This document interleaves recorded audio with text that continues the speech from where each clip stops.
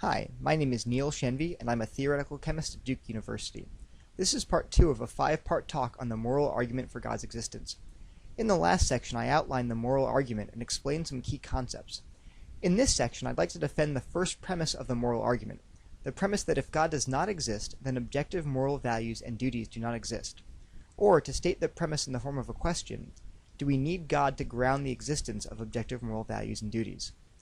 For the sake of time, I'm going to limit my discussion to naturalistic theories of morality, or theories which attempt to ground moral facts in the natural world, since naturalism is probably the dominant worldview in academia today. There are several problems with naturalistic theories of morality, but I want to call your attention to the main one. In order to have any overlap with traditional ethics, all naturalistic theories of morality must somehow affirm the intrinsic value of human beings. In other words, actions like rape, murder, theft, and cruelty are wrong because they hurt human beings who are intrinsically valuable. If naturalism cannot defend the intrinsic value of human beings, then all naturalistic theories of objective morality collapse. So let me show you why I think naturalism cannot account for intrinsic value by posing a thought experiment. Imagine that I brought up to the stage 2 giant wardrobes. I said to you, in one of these wardrobes is a human being. In the other one is an incredibly complicated, highly sophisticated collection of biochemical reactions that I spent years creating and developing. It contains proteins and lipids and DNA. It's worth billions of dollars. Now, I want you to set one of these wardrobes on fire with a flamethrower and reduce its contents to ashes. Go ahead, take your pick. What would you say? You'd probably say, well, which one is the human being? I would say, well, why does it matter? And you'd respond, well, it matters because human beings are valuable in a way that a complex set of biochemical reactions is not, no matter how complicated it is. And you'd be right, but why? If naturalism is true, then we are simply reducible to some complex set of biochemical reactions. In fact, how do you know that I didn't trick you? How do you know that the second wardrobe doesn't also contain a human being? I just could have described it differently. I described one as a human being and the other I described as a complicated set of chemical reactions. That's what human beings are if naturalism is true. So if naturalism is true, then why do human beings have intrinsic value? It seems clear to me that we don't. On the other hand, if we are creatures made in God's image, then we have a tremendous value as God's image bearers. So Christianity can explain why human beings have intrinsic value while naturalism cannot. Let me take a moment here to answer a common objection called the Euthyphro Dilemma that is often raised at this point. The Euthyphro Dilemma challenges the idea that God could be the source of objective moral values and duties. Roughly stated, it says something like this. It says, does God command things because they are good, or are things good because God commands them? On the one hand, if God commands things because they're good, then there is some higher standard of goodness that God conforms to. On the other hand, if something is good simply because God commands it, then good is arbitrary. That doesn't seem right either. So neither option seems possible for Christians. But let me give several short answers to this objection that show that there is a third option.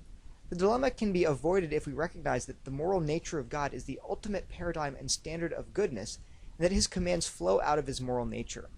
Now, how can we see that this is a possible solution to the dilemma?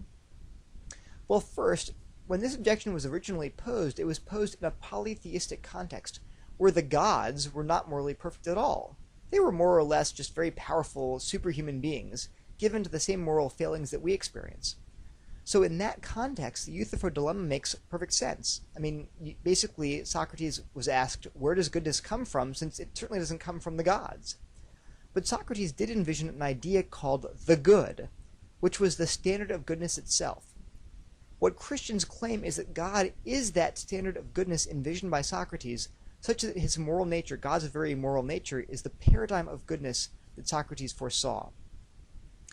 Second, God's goodness is an essential part of his nature. Because of that, asking the question, what if God were not good, is a meaningless question. For instance, imagine that someone came to me and said, Neil, I know that you love your wife and children with your whole heart. I understand that. But for the sake of argument, hypothetically, imagine that Neil instead loathed his wife and children and wanted to kill them. I would say, well, sorry, that question doesn't make any sense. If Neil, in quotes, hated his wife and children, then Neil wouldn't be Neil at all. Loving my wife and children is so central to my character that if I did not love them, I would be someone else, not Neil.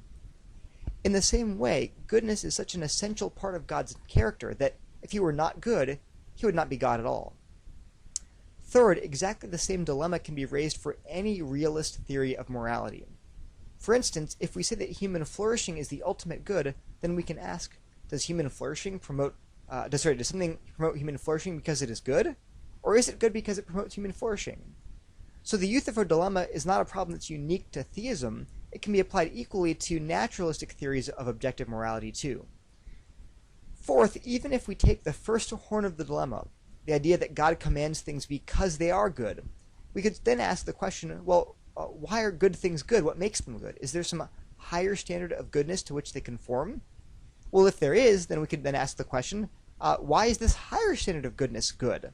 Is there some even higher standard of goodness to which the good conforms? And on and on. And we're left with an infinite regress which has to be terminated by something. The Christian answer is that God himself is the termination of this regress. His character is the final and ultimate ground of goodness. So for all these reasons, I think that the Euthyphro Dilemma is not a valid objection to the claim that God is the ground of objective moral values and duties. And I also think that all naturalistic attempts to explain the basis of objective moral values and duties fail, thus substantiating the first premise of the moral argument, that God is necessary to ground objective moral values and duties. Let's stop there. In the next part of the talk, I'll defend premise 2 of the moral argument by asking, do objective moral values and duties actually exist? Thank you.